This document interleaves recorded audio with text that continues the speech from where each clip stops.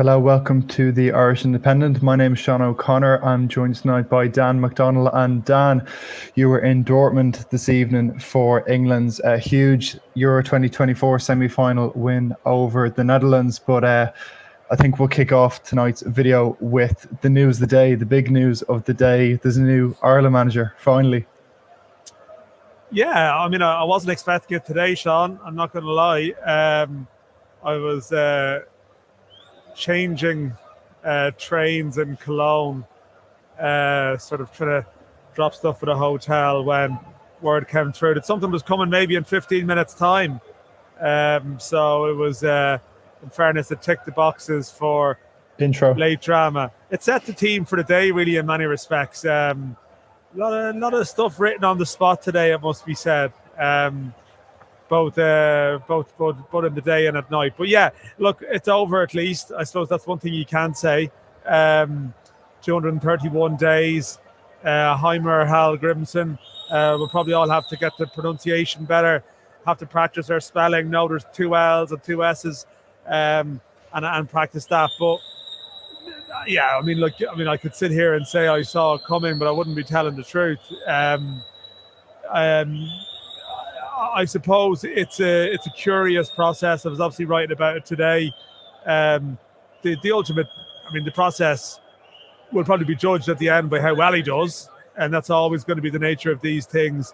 They have to obviously come out on Thursday, and he'll do his press conference, and they have to sort of present that everything, that this is what they always wanted, so people can make their own verdict about maybe certain things that happened along the way. He's obviously someone who qualified for Copa America last November, was always going to be involved this summer there, albeit it seems his relationship with Jamaica wasn't straightforward.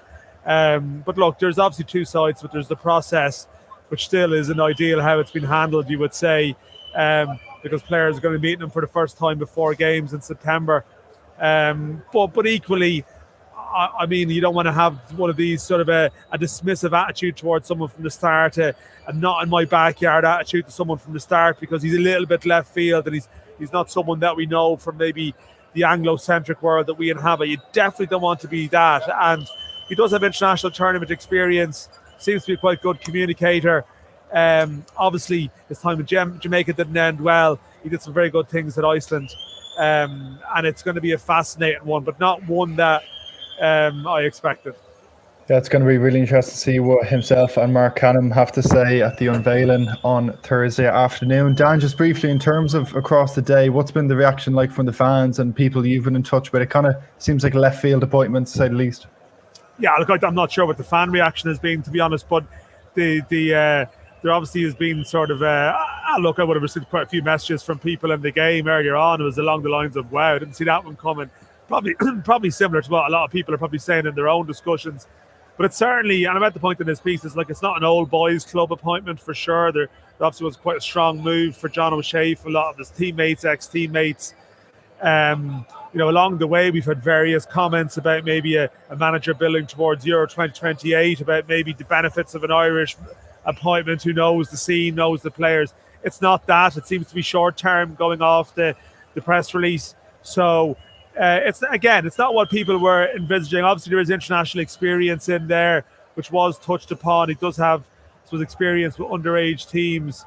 Obviously, well commented. Like, his background isn't a traditional football man background. There's almost like a sort of an Icelandic Stephen Kenny aspect to it, except he was successful when he got the national team job. But his background is primarily in his own country, but his success with Iceland has allowed him to now travel and work in different environments. He's 57, like, he's not a young man. So, his style of play, obviously, there's quotes in his back catalogue that would suggest he's more of a pragmatist. But clearly he knew the Icelandic system very well. He knew the players within it very well. He still has to prove he can translate that successfully to a new country. So there's a lot of curiosity, but there's a lot of questions. It's not quite, here's a proven winner. It's more, they're trying something. And clearly his background probably means that there's going to be a bit more impatience, potentially, if it starts slowly. Although I do think, again, that his appointment, there'll be a judgment of him. But while the Kenny thing became a referendum on Kenny, I feel like this is the type of thing where the appointment is almost a referendum on the whole process that appointed him, and everyone involved in that is going to be on the line if it doesn't work out. We'll have various pieces on Wednesday's big news across the Irish Independent and print on online over the next few days. But Dan, one of his big achievements as co-manager of Iceland was that massive Euro 2016 win over England. That leads us nicely to tonight's game. England, another final under Gareth Southgate, sets up a decider against Spain on Sunday. Yeah, look, I mean, sorry, I know I've gone on a bit talking about the Ireland situation there, and a lot of people are obviously still dissecting this England game. Yeah, it's a strange one. Probably their best half of the competition here. The first half, like, very good. I think actually the chaos of the games suited them. Dortmund is such a brilliant arena here. I'm still in it. Like, it's such an incredible stadium, and it just lends itself to atmosphere. A lot of the early games were sterile and nothing really happening.